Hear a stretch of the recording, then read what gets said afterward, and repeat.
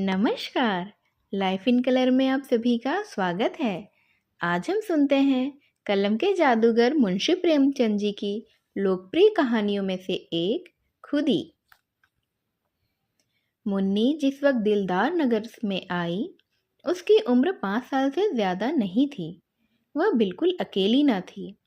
माँ बाप दोनों न मालूम मर गए या कहीं परदेश चले गए थे। मुन्नी सिर्फ इतना जानती थी कि कभी एक देवी उसे खिलाया करती थी और एक देवता उसे कंधे पर लेकर खेतों की सैर कराया करते थे। पर वह इन बातों का जिक्र कुछ इस तरह करती थी कि जैसे उसने सपना देखा हो।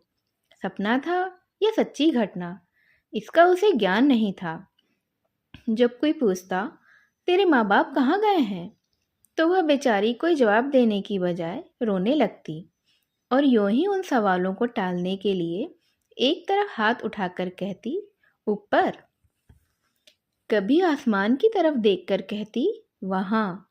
इस ऊपर और वहां से उसका क्या मतलब था, यह किसी को मालूम नहीं था, न ही मालूम होता था।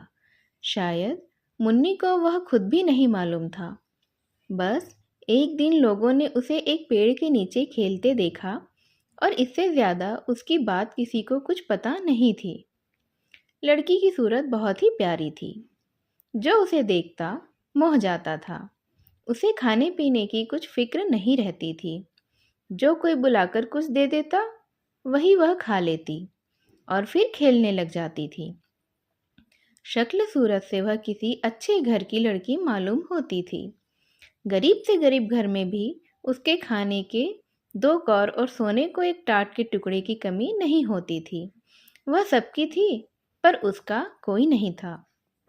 इस तरह कुछ दिन बीत गए। मुन्नी अब कुछ काम करने के काबिल हो गई। कोई कहता, जरा जाकर तालाब से कपड़े तो धो के लेके आ। मुन्नी बिना कुछ कहे सुने कपड़े लेकर चली जाती थी। लेकिन रास्ते में कोई बुलाकर कहता, बेटी कुएं से 2 घड़े पानी तो खींच कर ले आ। तो वह कपड़े वहीं रखकर घड़े लेकर कुएं की तरफ चल देती थी। जरा खेत से जाकर थोड़ा साग तो ले आ। और मुन्नी घड़े वहीं रखकर साग लेने चली जाती थी। पानी के इंतजार में बैठी हुई औरत उसकी राह देखते देखते थक जाती थी। कुएं पर जाकर देखती तो घड़े रखे हुए हैं। वह मुन्नी को गालियां देती हुई कहती, आज से इस कलमोही को कुछ खाने को नहीं दूंगी। कपड़े के इंतजार में बैठी हुई जो औरत है, उसकी राह देखते देखते वह भी थक जाती और गुस्से में तालाब की तरफ जाती तो कपड़े भी वहीं पड़े हुए मिलते। तब वह भी उसे गालियां देकर कहती, आज से इसको मैं भी कुछ खाने को नहीं दूंगी। इस तरह मुन्नी को कभी कभी कुछ भी खाने को नहीं मिलता और तब उसे बचपन याद आता था, जब वह कुछ काम भी नहीं करती थी और लोग उसे बुला बुलाकर खाना खिला देते थे। वह सोचती, किसका काम करूं, किसका ना करूं। जिसे जवाब दूं वही नाराज हो जाएगा। मेरा अपना कौन है, मैं तो सबकी हूं ना। उसे गरीब को यह नहीं मालूम था कि जो सबका होता है वह किसी का भी नहीं होता है। वह दिन कितने अच्छे थे जब उसे खाने पीने की और किसी की खुशी या नाखुशी की परवाह ही नहीं थी। दुर्भाग्य से भी बचपन का यह समय चैन से नहीं निकल पाया था। कुछ दिन और बीते। अब मुन्नी जवान हो गई। अब तक वह औरतों की थी, अब मर्दों की हो गई। वह सारे गांव की प्रेमिका थी, पर कोई उसका प्रेमी नहीं था। सब उससे कहते थे, मैं तुम पर मरता हूँ, तुम्हारे वियोग में तारे गिनता हूँ, तुम मेरे दिलो जान की मुराद हो। पर उसका सच्चा प्रेमी कौन है, इसकी उसे कोई खबर नहीं थी। कोई उससे यह ना कहता था कि तू मेरे दुख दर्द की शरीक हो जा। सब उससे अपने दिल का घर आबाद करना चाहते थे। सब उसकी निगाह पर एक मध्यम सी मुस्कुराहट पर कुर्बान होना चाहते थे। पर कोई उसकी बाह पकड़ने वाला, उसकी लाज रखने वाला नहीं था। वह सबकी थी। उसकी मोहब्बत के दरवाजे सब पर खुले हुए थे, पर कोई उस पर अपना ताला न डालता था, जिससे मालूम होता कि वह उसका घर है और किसी का नहीं है। वह भोली भाली लड़की जो एक दिन न जाने कहाँ से भटक कर आ गई थी, अब गांव की रानी थी। जब वह अपने उन्नत वक्षों को उभार कर रूप गर्व से गर्दन उठाए नज़ाकत से लचकती हुई और चलती हुई आती, तो मनचले नौजवान दिल थाम कर रह जाते, उसके पैरों तले आंखें बिछाते। कौन था जो उसके इशारे पर अपनी जान न निसार कर देता? वह अनाथ लड़की, जिसे कभी गुड़िया खेलने को भी नहीं मिली, अब दिलों से खेलती थी। किसी को मारती थी, किसी को जलाती थी, किसी को ठुकरा देती थी और किसी को थपकियां देती थी, किसी से रूठती भी थी और किसी से मान भी जाती थी। हाँ, किसी किसी को मनाती भी थी। इस खेल में उसे कत्ल और खून का मज़ा आने लगा था। अब पासा पलट गया था। पहले वह सबकी थी, कोई उसका नहीं था। अब सब उसके थे, पर वह किसी की नहीं थी। उसे जिस चीज़ की तलाश थी वह कहीं न मिलती थी। किसी में वह हिम्मत नहीं थी जो उससे कहता, आज से तू मेरी है। उस पर दिल न्यौछावर करने वाले तो बहुतेरे थे, पर सच्चा साथी एक भी नहीं था। असल में उन सरफिरों को वह बहुत नीची निगाह से देखती थी। कोई उसकी मोहब्बत के काबिल नहीं था। ऐसे पस्त हिम्मतों को वह खिलौनों से ज़्यादा महत्व नहीं देना चाहती थी, जिनका मारना और जिलाना एक मनोरंजन से अधिक कुछ नहीं है। जिस वक्त कोई नौजवान मिठाइयों के थाल और फूलों के हार लिए उसके सामने खड़ा हो जाता, तो उसका जी चाहता उसका मुंह नोच लूं। उसे वह चीज़ें कालकूट हलाहल जैसी लगती थीं। उनकी जगह वह रूखी रोटियां चाहती थी, सच्चे प्रेम में डूबी हुई रोटियां। गहनों और असरफियों के ढेर उसे बिच्छू के डंक जैसे लगते थे। उनके बदले वह सच्ची, दिल के भीतर से निकली हुई बातें चाहती थी, जिनमें प्रेम की गंध और सच्चाई का गीत हो। उसे रहने को महल मिलते थे, पहनने को रेशम, खाने को एक से एक व्यंजन, पर उसे इन चीज़ों की आकांक्षा नहीं थी।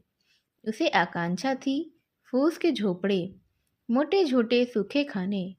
उसे प्राणघातक सिद्धियों से प्राण पोषक निषेध कहीं ज्यादा प्रिय थे। खुली हवा के मुकाबले में बंद पिंजरा कहीं ज्यादा चहेता होता है ना। एक दिन एक परदेसी गांव में आ निकला। बहुत ही कमजोर, दीनहीन आदमी था। एक पेड़ के नीचे सत्तू खाकर लेटा। एकाएक मुन्नी उधर से जा निकली।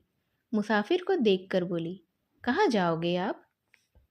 मुसाफिर ने बेरुखी से जवाब दिया, जहन्नुम में। मुन्नी ने मुस्कुराकर कहा, क्यों? क्या दुनिया में ऐसी कोई जगह नहीं है जहां तुम जा सको? औरों के लिए होगी, मेरे लिए तो नहीं है। दिल पर कोई चोट लगी है क्या? मुसाफिर ने जहरीली हंसी हंसकर कहा, बदनसीबों की तकदीर में और क्या है, रोना धोना और डूब मरना। यही उनकी जिंदगी का खुलासा है। पहली दो मंजिल तो तय कर चुका हूँ, अब तीसरी मंजिल और बाकी है। कोई दिन वह पूरी हो जाएगी। ईश्वर ने चाहा तो बहुत ही जल्द पूरी हो जाएगी। यह एक चोट खाए हुए दिल के शब्द थे। जरूर उसके पहलू में दिल है, वरना यह दर्द कहाँ से आता? मुन्नी बहुत दिनों से दिल की ही तलाश कर रही थी। वह बोली, कहीं और वफा की तलाश तुम क्यों नहीं करते हो?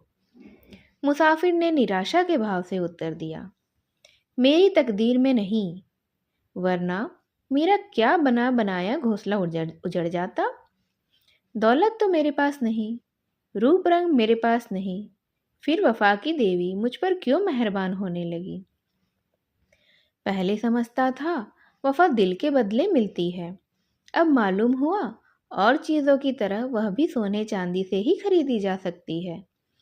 मुन्नी को मालूम हुआ मेरी नज़रों ने धोखा खाया था। मुसाफिर बहुत काला नहीं, सिर्फ सांवला है। उसका नाक नक्शा भी उसे आकर्षक जान पड़ गया। बोली, नहीं नहीं, यह बात नहीं है, तुम्हारा पहला ख्याल ठीक ही था। यह कहकर मुन्नी चली गई। उसके हृदय के भाव उसके संयम से बाहर हो रहे थे। मुसाफिर किसी ख्याल में डूब गया। वह इस सुंदरी की बातों पर गौर कर रहा था। क्या सचमुच यहाँ वफा मिलेगी? क्या यहाँ भी तकदीर धोखा नहीं देगी मुझे? मुसाफिर ने रात उसी गांव में काटी। वह दूसरे दिन भी नहीं गया। तीसरे दिन उसने एक फूस का झोपड़ा खड़ा किया। मुन्नी ने पूछा, यह झोपड़ा किसके लिए बनाते हो? मुसाफिर ने कहा, जिससे वफा की उम्मीद है। चले तो न जाओगे? झोपड़ा तो रहेगा। खाली घर में भूत रहते हैं। अपने प्यारे का भूत ही प्यारा होता है। दूसरे दिन मुन्नी उस झोपड़े में रहने लगी। लोगों को देखकर ताज्जुब होता था। मुन्नी उस झोपड़े में नहीं रह सकती। वह उस भोले मुसाफिर को जरूर दगा देगी। यह एक आम ख्याल था। लेकिन मुन्नी फूली न समाती थी।